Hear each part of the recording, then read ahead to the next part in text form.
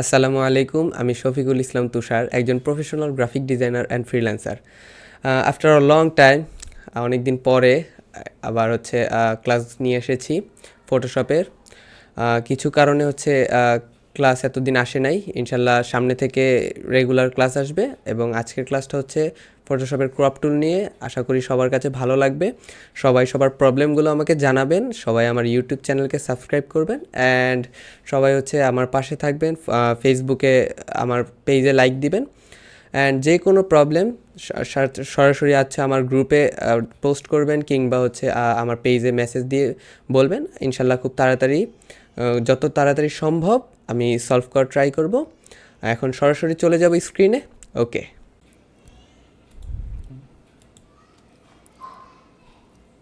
ওকে, আজকে আমরা শিখবো ক্রপ টুল নিয়ে। ক্রপ টুলের ভিতরে কি কি আছে, ক্রপ টুল দিয়ে কি কি কাজ করা যায়, এইসব। সো আমরা চলে আসছি স্ক্রিনে। আমরা প্রথমে একটা ছবি ওপেন করে নিব অ্যান্ড ছবিটা ওপেন করব ফটোশপে ওপেন করার পরে এইখানে যে টুলটা আছে আমাদের, যে ল্যাসো টুলের নিচে যে এখানে যদি আপনি মাউসের কার্সর রাখেন, আমরা আগেই দেখেছি যে মাউসের কার্সর রাখার সাথে সাথে সেই টুলের নামটা আমরা দেখতে পাই। তো সেই ক্রপ টুলের উপরে যখনই আমরা মাউসের কার্সরটা রেখেছি, এখানে লেখা আসছে ক্রপ টুল। আর কিছুটা প্রিভিউ দেখা যায় যে এইখানে এই টুলের কাজ কি। তো ক্রপ টুলটা সিলেক্ট করার পরে দেখেন একটা বক্স আসছে, ক্রপিং বক্স। এই বক্সটা দিয়ে আপনি ছোট বড় করতে পারবেন বা কোনো ইমেজকে। আমরা নর্মালি অনেকেই সবাই আর কি ফোনে ছবি এডিট করি, তো ফোনেও এই অপশনটা আছে ক্রপের। কোনো ছবিকে আমরা ছোট করতে চাই সাইডের থেকে কিংবা উপর নিচে, তো এটার জন্য ক্রপ টুলটা ইউজ করা হয়। আচ্ছা, ক্রপ টুলের কাজ জানলাম। তো এইখানে উপর একটা অপশন আছে রেশিওতে যদি আমরা যাই, ক্লিক করি, তাহলে এখানে অনেকগুলো প্রিসেট আমরা দেখতে পাবো। তো প্রিসেটগুলো নর্মালি ফোনেও থাকে, যারা ফোনে ছবি এডিট করি সাধারণত তারাও পাবেন। এই যে যেমন অরিজিনাল রেশিও 1:1, আই মিন স্কোয়ারটা যেমন কাজে লাগে ফেসবুকের ডিপি দিতে কিংবা ইনস্টাগ্রামে ছবি আপলোড দিতে, তখন গিয়ে এই 1:1 অর্থাৎ স্কোয়ারটা কাজে লাগে। আচ্ছা, তো এইখানে রেশিওতে একটা অপশন নিচে অরিজিনাল রেশিও। যদি আমরা অরিজিনাল রেশিওটা ক্লিক করি, তাহলে এই ছবির প্রপোর্শন অনুযায়ী ছবিটা ক্রপ হবে। আচ্ছা, তো ছবিটাকে যদি এখন ওই অরিজিনাল রেশিওটা সিলেক্ট থাকা অবস্থায় যদি আমরা ছোট করি, দেখেন ছবির রেশিওটা যতটুকু, অর্থাৎ উইডে এবং হাইডে যেই রেশিও আছে ওই অনুযায়ী ক্রপ হবে। ঠিক আছে, তো আমরা চাচ্ছি আমাদের মতো করে ছবিটাকে ক্রপ করতে, কোনো রেশিও মানে নর্মালি এই প্রপোর্শন ছাড়া, অর্থাৎ চাইলে উপর থেকে কমাবো বা চাইলে ডানে বামে থেকে বা নিচে থেকে কমাবো। তো এটা যদি সিলেক্ট করতে হয় তাহলে এই যে রেশিওর যেই অপশনটা সেখানে যাওয়ার পর এখানে W/H রেজুলেশন, অর্থাৎ উইড অ্যান্ড হাইড রেজুলেশন, এইটা যদি আমরা ক্লিক করলে পরে আমরা এখান থেকে উপর থেকে চাইলে যতটুকু ইচ্ছা কমাতে পারবো কিংবা ডান থেকে বাম থেকে যতটুকু ইচ্ছা আমরা ক্রপ করতে পারবো। ওকে, তো এরপরে ক্রপ যতটুকু আমাদের দরকার ততটুকু করা হয়ে গেলে এরপর আমরা যদি এন্টারে ক্লিক করি, আমাদের এটা ক্রপ হয়ে যাবে।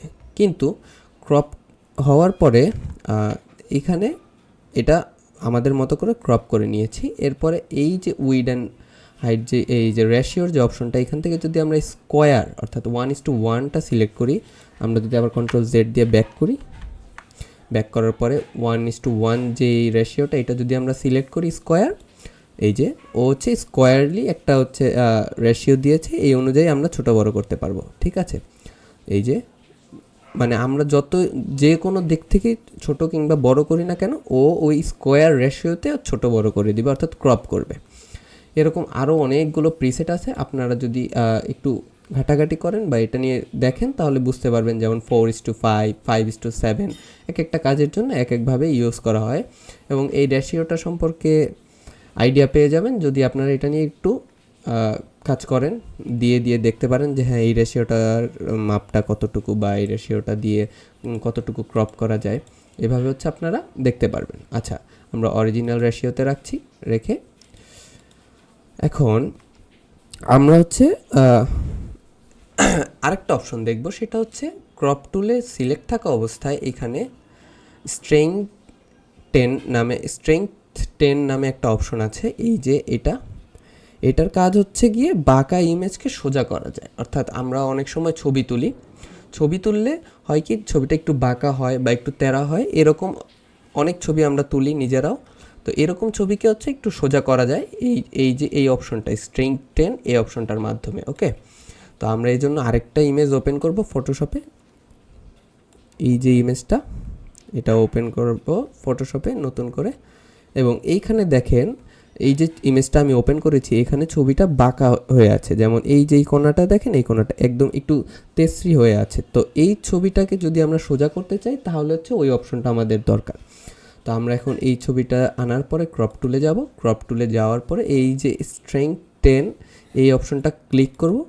ক্লিক করার পরে এই যে আমার যেই কোণা থেকে বাঁকা শুরু হয়েছে এই কোণা একটা ক্লিক করে ধরে রাখবো, ছাড়বো না, এবং যেই কর্নারে গিয়ে আমি বাঁকাটা শেষ হয়েছে ওই কর্নার পর্যন্ত নিয়ে যাব। নিয়ে গিয়ে তারপর হচ্ছে মাউসটা ছেড়ে দিব।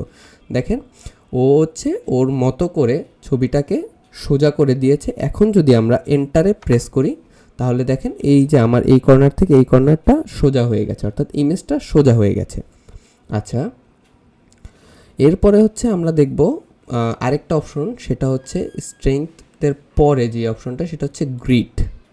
আচ্ছা, গ্রিডের কাজ কি? গ্রিড হচ্ছে রুল অফ থার্ড গ্রিড। এটা হচ্ছে রুল অফ থার্ড হচ্ছে একটা মানে রুলস, যেটা হচ্ছে ছবিকে সুন্দরভাবে প্রেজেন্টেশন করা বা মানে ছবিকে মানে ছবির যে সাবজেক্ট সেটাকে ফোকাস করার জন্য। যেমন আমরা জানি যে এটা বেসিক্যালি যারা ফটোগ্রাফার আছে তারা এই গ্রিডটা সম্পর্কে খুব বেশি আইডিয়া রাখে। যেমন এই যে কর্নারটা দেখতেছেন, এই যে কর্নার, এখানে তিনটা ভাগে ভাগ হয়েছে। দেখেন রোতে 3টা ভাগ হয়েছে, কলামে 3টা। এটাই হচ্ছে রুল অফ থার্ড। অ্যান্ড এই যে কর্নারটা, এই কর্নারটায় সবসময় আমাদের ফোকাসটা থাকে।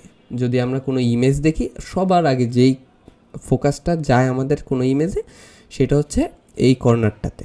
এই যে আমি যে কার্সরটা ঘুরাচ্ছি এই কর্নারটাতে হচ্ছে ফোকাস যায়। তখন আমরা যদি এই ইমেজটাতে সেম গ্রিডটা ওপেন করি, গ্রিডটা ওপেন করার পরে এই যে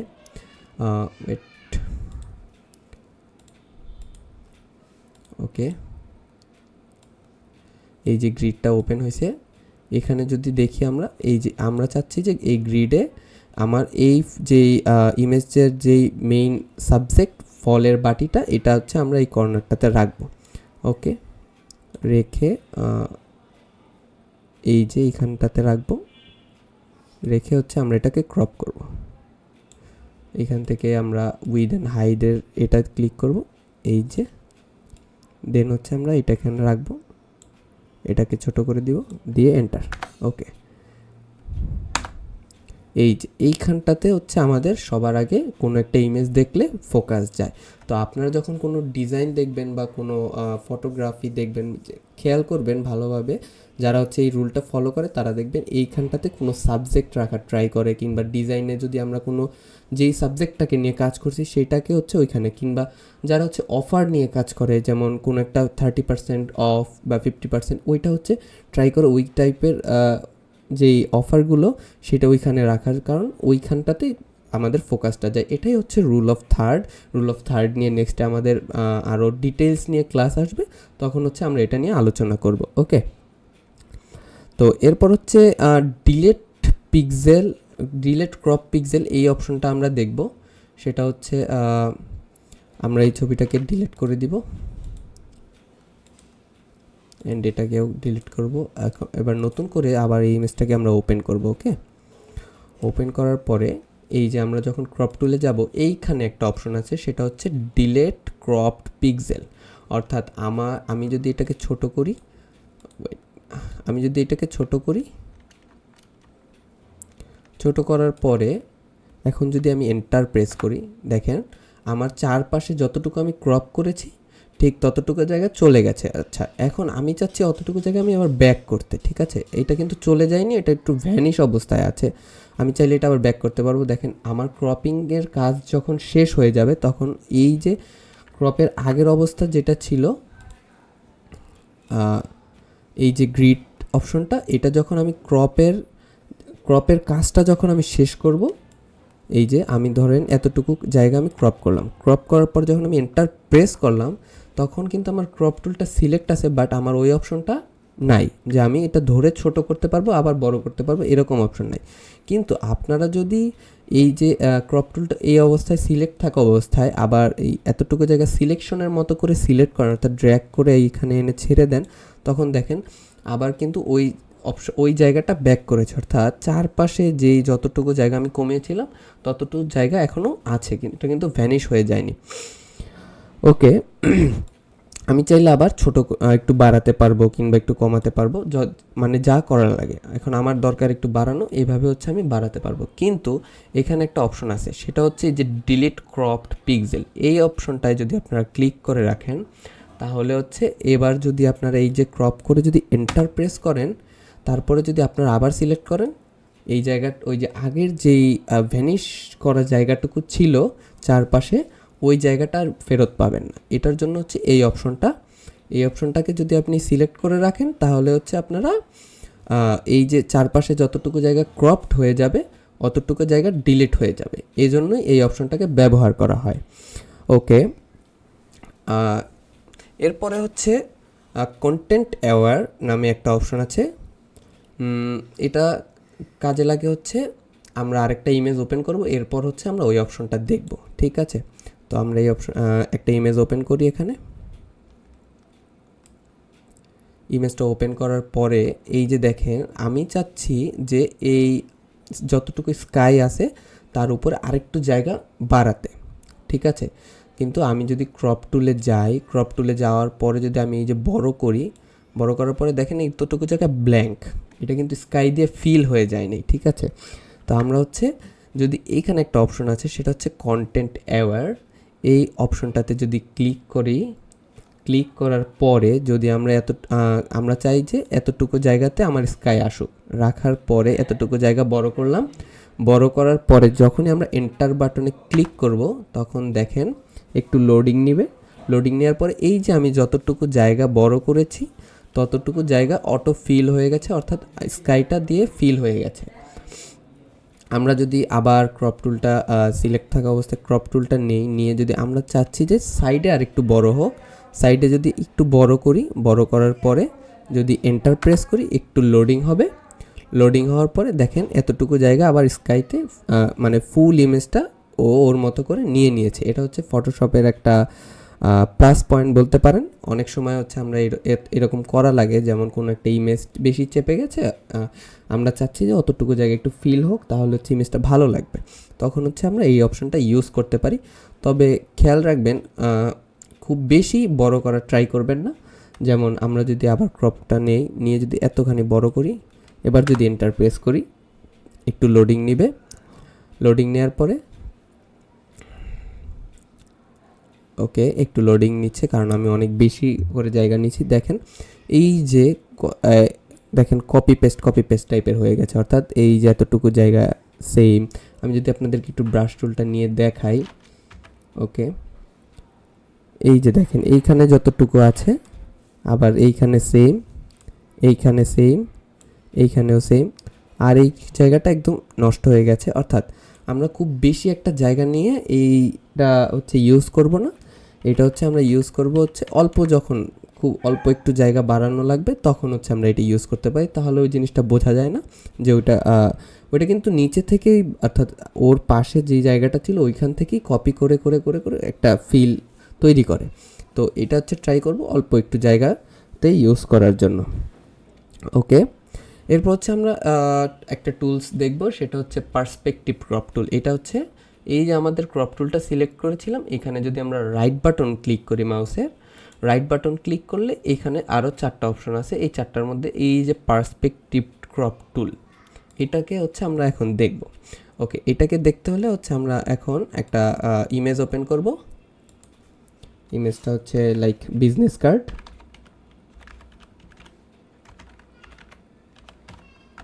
ওকে, এই গুগল থেকে আমি হচ্ছে একটা বিজনেস কার্ড নিয়ে আসি জাস্ট আপনাদেরকে দেখানোর জন্য। এটা বাঁকা অবস্থায়, কিংবা এটা না, ওকে, আমরা এটা নিয়ে আসব, এটাকে হচ্ছে সেভ করব ডেস্কটপে।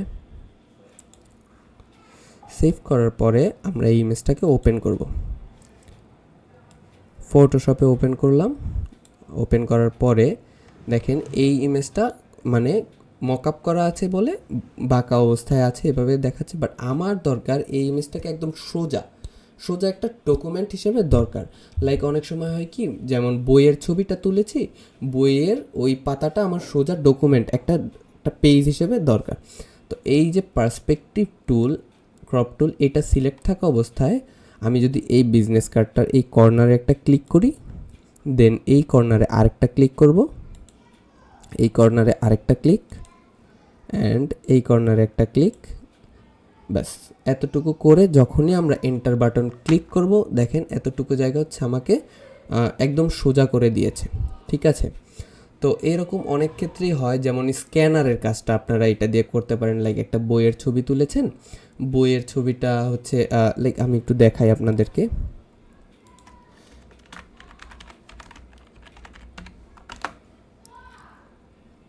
ওকে,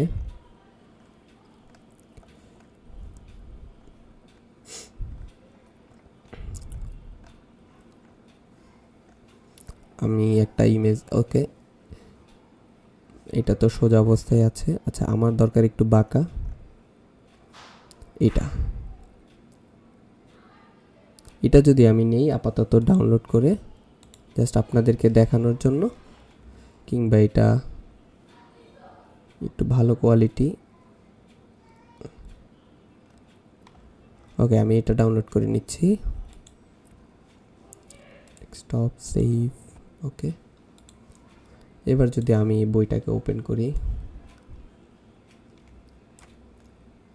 এখন আমি এই যে পার্সপেক্টিভ টুলটা, এটার কোয়ালিটিটা একটু লো, যার জন্য বুঝতে কষ্ট হতে পারে। বাট আপনারা যখন সিলেক্ট করবেন একটা ভালো ইমেজ সিলেক্ট করার ট্রাই করবেন, বা আপনারা তো ফোনেই তুলেন পিক সাধারণত, এভাবে ক্লিক করবেন, একটা ক্লিক, দুইটা, তিনটা, এই কর্নারে এসে একটা চারটা, অ্যান্ড এন্টার। দেখেন এই যে আমার যে পুরো বইয়ের পেজটা, এটা হচ্ছে আমাকে সোজা করে দিয়েছে। অর্থাৎ অনেক সময় এরকম ডকুমেন্ট থাকে লাইক কোনো দলিল কিংবা ইত্যাদি ইত্যাদি, এটা হচ্ছে ক্যাম স্ক্যানার আপনারা ইউজ করেছেন, যেমন ক্যাম স্ক্যানার আপনি যেভাবেই ছবি তোলেন না কেন, ও আপনাকে ওই ইমেজটা একদম সোজা করে একটা পেজ আকারে আপনার সামনে ধরবে। সেম এই কাজটা আপনারা এটা দিয়ে করতে পারেন, এটা খুব কাজে লাগে আমাদের আমরা যখন কাজ করি এই ক্ষেত্রে। অ্যান্ড কেটে দিচ্ছি এ পর্যন্তই, ওকে। অ্যান্ড আজকের ক্লাসটা হচ্ছে এই পর্যন্তই। ক্রপ বক্স রিসেটটা দেখিয়ে শেষ করব। ক্রপ বক্স রিসেট কিভাবে করতে হয়, লাইক আমরা এটা হচ্ছে একটা ক্রপ করেছি, ক্রপ করার পরে আমরা চাচ্ছি যে না এটা রিসেট করব আগের মতো। তখন যদি আমরা এই যে এখানে তিনটা অপশন আছে, এই তিনটা অপশনের মধ্যে এই যে ঘুরানোর মতো যে অপশনটা রিসেট ক্রপ বক্স, এইটা যদি আমরা ক্লিক করি, সেম ক্রপ বক্সটা আগের মতো হয়ে যাবে। লাইক একটু ছোট করেছি, এখন আবার টেনে চারপাশ দিয়ে বড় করব, লাইক এটাতে ক্লিক করলে ও আবার রিসেট করে দিবে। কিংবা আমি হচ্ছে ছোট করেছি যে আমার এতটুকু ইমেজ দরকার, এতটুকু দরকার, অ্যান্ড এপাশ থেকে এতটুকু, মানে মাঝখানে শুধু বাটিটাকে আমি হচ্ছে দরকার। এতটুকু করার পরে আমরা এন্টার বাটন প্রেস না করে যদি আমরা ক্লিক, অর্থাৎ টিক আইকনটাতে যদি আমরা ক্লিক করি, তাহলে হচ্ছে ও ক্রপ করে দিবে। অর্থাৎ কয়েকটা অপশন খেয়াল রাখবেন একটু, ডিলেট ক্রপড বক্স, কন্টেন্ট এওয়ার, এই কয়েকটা অপশন একটু ভালোভাবে খেয়াল রাখবেন। যেমন এই যে ডিলেট ক্রপ পিক্সেল, এইটা যদি আপনারা ক্লিক করেন চারপাশে হচ্ছে আপনারা আর ওই ব্যাক পাবেন না, এডিট করতে পারবেন না। এই অপশনগুলো একটু খেয়াল রাখবেন, অফ করে কাজ করার ট্রাই করবেন, তাহলে হচ্ছে ওই আবার যখন ওই এইভাবে করবেন তখন ওই চারপাশ থেকে আবার ব্যাক করতে পারবেন, আবার চাইলে একটু বড় করতে পারবেন, ছোট করতে পারবেন, ইত্যাদি ইত্যাদি। সো আজকের ক্লাসটা এই পর্যন্তই, নেক্সট ক্লাস খুব শীঘ্রই আসবে ইনশাল্লাহ। আজকের এই ছোট্ট ক্লাসটা কেমন লাগলো, ছোট্ট একটা টুলের ক্লাস, আপনারা কমেন্ট বক্সে জানাবেন। অ্যান্ড আমার চ্যানেলটাকে অবশ্যই সাবস্ক্রাইব করবেন, অ্যান্ড আমার পেজে ফলো দিয়ে রাখবেন। যে কোনো কোশ্চেন, যে কোনো ধরনের প্রবলেম আপনারা আমার সাথে শেয়ার করতে পারেন। আমি খুব শীঘ্রই আপনাদেরকে যত তাড়াতাড়ি সম্ভব সলিউশনের একটা ওয়ে দেখিয়ে দিব ইনশাল্লাহ। আজকের ক্লাস এই পর্যন্তই। আল্লাহ হাফেজ, আসসালামু আলাইকুম।